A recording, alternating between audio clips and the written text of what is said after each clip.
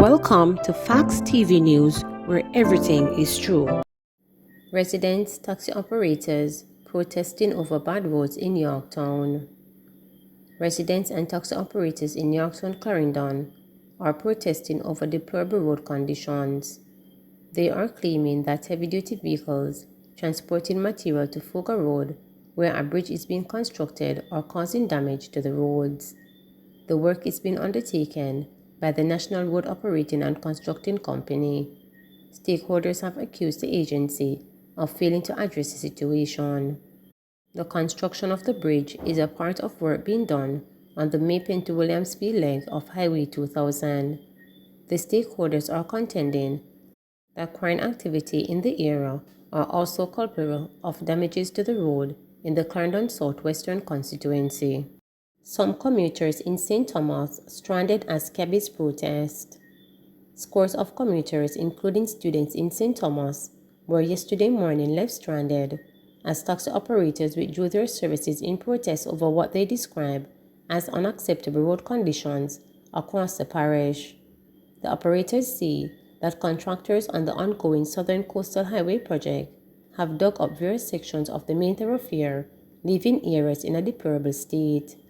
Though it pains taxi operator Horace, who plies the Morant Bay to Port Morant Road, to see students stranded, he says he has to do what needs to get the authorities to act. St. Thomas no stay good none at all.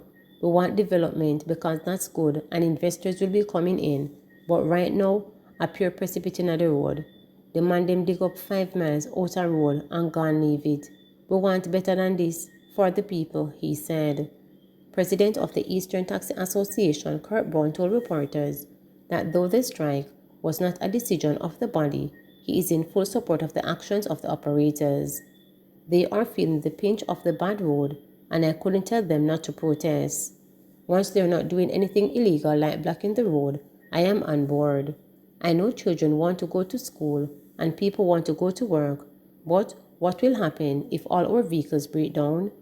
There will still be none to take them, he reasoned. According to Brown, the group has had several meetings with the contractor of the road improvement project, China Harbor, but to no avail. We meet a lot of times to see what can be done to have the road in drivable conditions, and we have gotten many promises, but nothing has changed.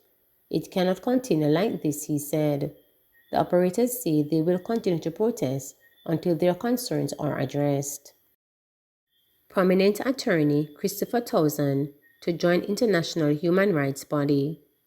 Prominent attorney at law Christopher Towson has accepted an offer to be a member of the Organization for Human Rights Defense, which is affiliated with the United Nations. Towson said yesterday that being a member will give him the power to investigate on behalf of the organization any breaches of human rights in any country, particularly in the Caribbean. I have to go through some level of security clearance, and when this is done, I will be able to take up my appointment, he said. Towson said he has years of service in the protection of human rights. It is a great honor to be offered such a post, and I do believe that I am equal to the task, since it is something that I have in fact been doing for a while, he said. It is good to be recognized in this fashion and given this opportunity to affect human rights, not only on a local scale, but on a regional scale, he added. Towson's appointment to the organization will take place at a ceremony to be held at the Romania later this year. The objectives of the organization are to investigate human rights abuse and misuse and create projects and plans of action to help resolve any such abuses around the world. The role of the organization is to ensure that the rights and freedoms of all people are protected under the United Nations Universal Declaration of Human Rights. Police warn against Weymouth Drive, Spanish Town Road, stone attacks. Head of the St. Andrew South Division, Superintendent Kirk Crickets, is cautioning motorists who traverse the Weymouth Drive and Spanish Town Road intersection to be on the lookout for criminals carrying out stone attacks. Ricketts cited the issue of gang activities within the vicinity of the communities of Colorado and Riverton Meadows. Both of these communities have serious gang issues, and as such, robberies, shootings, and so on are really some of the kinds of activities that are carried out by the gangs. This area is a hotspot, he said. He noted that in the past, few of these incidents occurred along the main road, but within the residential areas. He pointed out that criminals will tend to try to find vulnerable targets to attack. Ricketts' warning comes after police were made aware of a motorist who shared her experience on social media of a stone attack while driving at night. The vehicle was reportedly hit by a large stone thrown from the bushes, damaging the left door, accordingly to the post made on Saturday. The motorist went on to plead with drivers to stay clear from the area, particularly at night. Having learned of the information on social media, we have already started to implement some mitigating measures to deal with what is possible attempted robbery in that space, Ricketts reported. Noting that no official reports have been made to the police, Ricketts is encouraging affected individuals to come forward to help the police address the issue. We are concerned about the lighting in that area. It's relatively dark, he said. Given this concern, he said that police would be meeting with stakeholders on the issue. I want to ask our transit population to be extremely careful, especially at night when they traverse these areas, he appealed. He went on to encourage persons who may become victims of an attack to seek out the nearest well-lit, crowded place to inspect their vehicle away from the zone of the incident. He further advised motorists to contact the police or go to the Ferry or Duane Park police stations, which are the nearest station in the area, to report the incident. Please do not stop, he pleaded. Hanover's leaders lament crime situation, call for unity. Hanover, once known as the safest parish on the island, has been discarded. The moniker for some time now has joined with neighboring St. James and Westmoreland to form what is now regarded as a deadly triangle. Murders in Hanover over the last 2 years are cause for concern, which have increased from about 9 at the end of April in 2021 to 15 as of April 23, 2022. The latest murder that occurred in Hanover has stirred many emotions across the parish, leaving individuals wondering as to when did residents of the once peaceful parish change to become such dangerous and heartless persons. The incident in question occurred in the Cascade area, wherein a 3-year-old child was shot along with 2 other persons on Wednesday, April 20, and died along with one of the other victims. Deputy Mayor of Lucy and Council for the Sandy Bay Division in the Hanover Municipal Corporation, the division in which the District of Cascade is located, Adrienne Dehaney Grant, told reporters that she is greatly affected by the shooting incident, especially bearing in mind that she knows the persons who were shot very well, including the child who was killed. I think it is really a sad moment. It has caused some dampering of the parish in terms of the killing, and considering that a young child, 3 years old, has been killed as well, I hope that one day our people in this country will have some more feelings for life, in terms of respect for life, and try to preserve life, she stated. Duane Grant argued that until then, crime and murderers will always be committed in the parish. When we start killing off our kids, we are actually killing the nation, because our kids are our future, she said. So I pray that we will have a different heart towards life in this country and towards our future, because if we kill the kids, therefore, we are killing our nation. She said that the nation, the parish, and the community of Cascade in particular are saddened because of the incident and call for a stop in the killings taking place across the nation, claiming it makes no sense.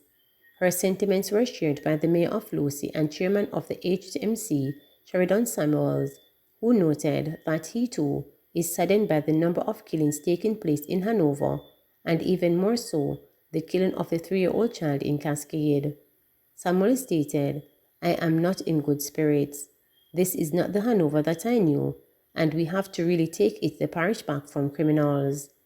Highlighting that he is a product of Hanover, the mayor said that violence across the parish is a number of persons like himself who are used to living in a beautiful and peaceful parish. Meanwhile, Deputy Superintendent Kibble Sims of the Hanover Police acknowledged the pain being felt by residents with regard to criminal activities, while also making special mention of the recent killing of the child. He added that the police are very distraught. Notwithstanding, we are working quite fervently to the best of our ability to see how best we can bring to closure in terms of identifying and prosecuting effectively the perpetrators for these incidents, Sim stated while addressing a function to launch free Wi-Fi in Lucy. He praised the introduction of the public Wi-Fi in Lucy area and revealed plans to introduce it in other areas across the parish, noting that it will have tremendous benefit to crime-fighting efforts. I am using this opportunity just to appeal to the better judgment of the populace within the parish for us to get ourselves away from the notion of being labeled a police informant and for us to utilize this particular facility, public Wi-Fi, that has been made available at tremendous cost in trying to support the efforts of the police, he stated. NWC MIYA intensified work in Portmore. The National Water Commission (NWC), through its alliance with Mayor Water Jamaica, is intensifying work in Portmore St. Catherine to reduce water loss and improve water supply to customers. To mark the ongoing achievement, the co-management team awarded 26 workers for their stalwart contribution in the area. The awardees received prizes along with certificates of excellence during a recent staff award ceremony held on April 21 at the National Water Commission compound in Brayton, Portmore.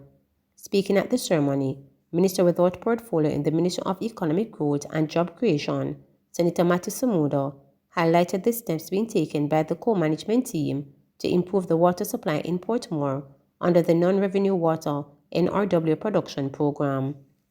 He said a total of 22,000 leaks were detected between March 21 last year and March 22 this year. The minister also reported that a total of 19,500 leaks were repaired, 2,500 notifications of side leaks were sent to customers, and over 1,000 illegal connections were detected and disconnections carried out among other critical project activities.